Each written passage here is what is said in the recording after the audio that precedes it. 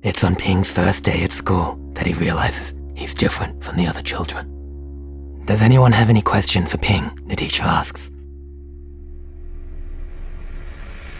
Do you have enough switch? Why is your face a TV? Are you related to my calculator? Why do you wear clothes? Do you even have a boy, a doodle, or girl, or neither? Ping doesn't know how to answer any of these questions. It doesn't take long for the bullying to start. The nicknames: Blanker, Squarehead, Mr. Calculator. Children dancing around him, pushing their eyes into squares and beeping. And of course, the Ching Chong Chinaman song, with some creative adjustments to fit Ping. The lyrics would be forever burned into his mind. He doesn't know how different he looks, how his television head offends them, how his lunchbox with its widgets and motor oil repulses them, how his motorized voice marks him forever as alien. His television head might as well be saying, "Kick me." The worst part is, he doesn't know why they do this. To him, he's just like them. He'd been born here, raised here, lived here, just like everyone else. Why, he wants to ask. Why am I so different? I'm just me. But the truth is, if you look different from everyone else, no matter how much you feel like you belong, you never will. You will always be an outsider.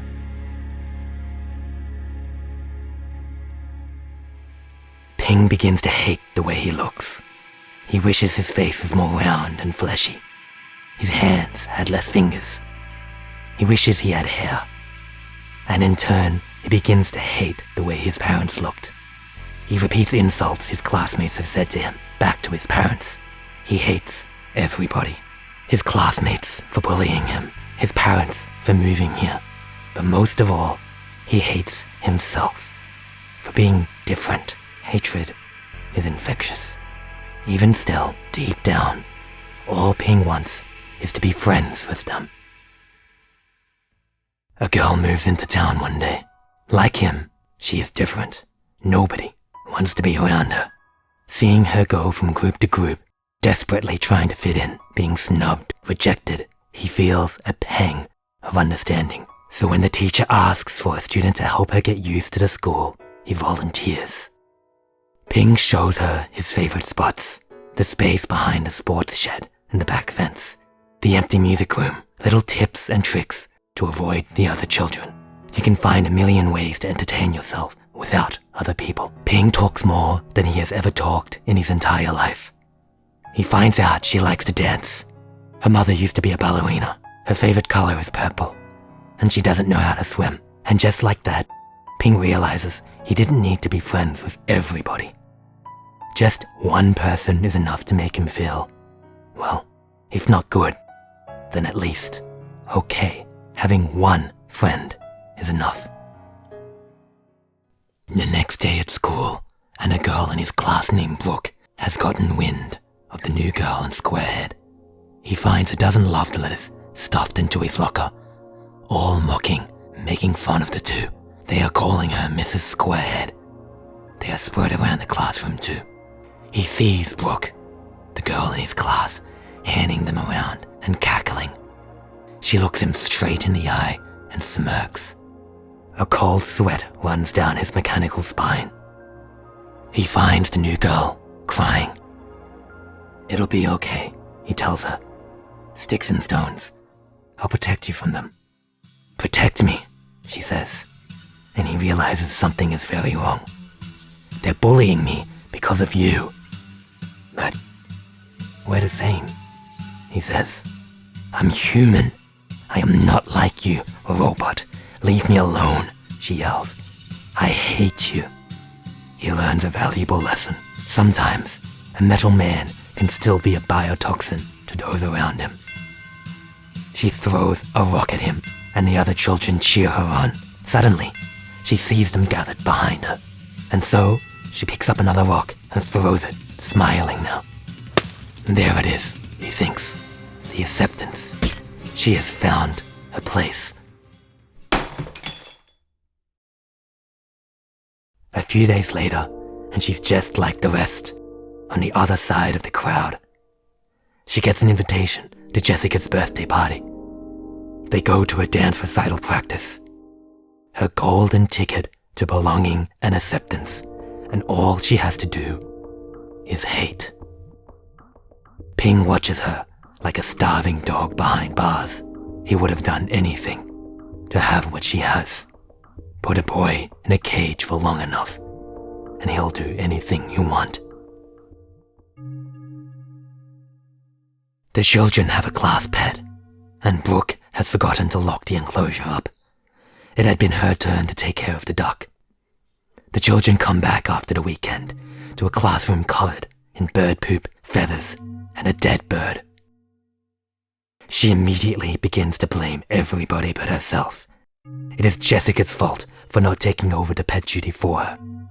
It is Michael's fault because he left the key in the wrong pigeonhole. It is Emma's fault because she distracted her on the bus. But the class turns on her, one by one. And for the first time, he belongs in universal hatred towards Brooke for killing their class pet. They are right there with him, around him. Brooke the bird killer, someone yells, and the whole class starts chanting, Brooke the bird killer. Brooke the bird killer. Brooke the bird killer, Ping says, and he realizes how good it feels to be on this side. Doesn't this make him happy? Brooke is one of the worst children. She is a vicious bully. The other children hate him, sure, but Brooke always took it a step further. Isn't this a taste of her own medicine? The mocking, the yelling, the disgust and hatred in the others' faces. For once, not directed at him. But the look in her eyes, surrounded by her cheering classmates. Ping knows that look. And he has just one thought. This is wrong.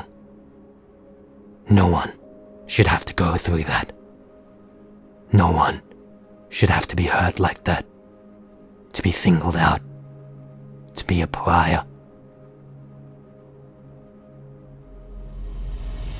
And almost without choice, Ping steps forward, through the crowd. Sometimes, there are things only we can do. Things we must do.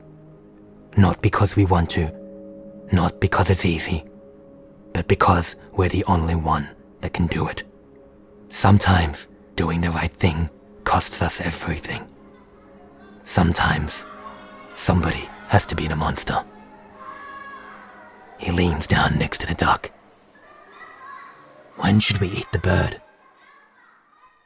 The class goes silent. That's what humans do with the flesh of a dead animal, yes? The teacher told us not to waste food.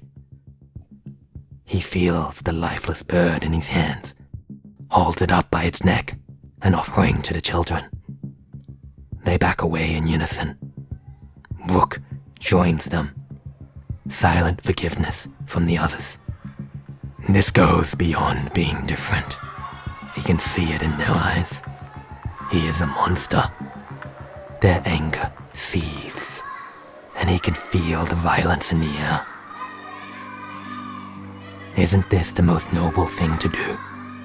To take the fall for somebody else. Every tribe needs something to hate, something to unify them.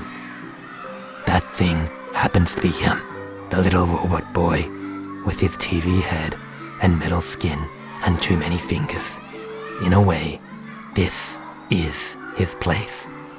If it's just him suffering, then isn't this the closest thing to nobody suffering? No one else needs to be hurt, Ping thinks, as the children begin to throw things at him. Pencils, scissors, stationery. Like a monkey in a cage, he sits there, dumb, resigned. Amongst the lynching, Brooke watches on. They have forgotten her now. Things are as they should be. She picks up a book, sizes it up, and puts it back down.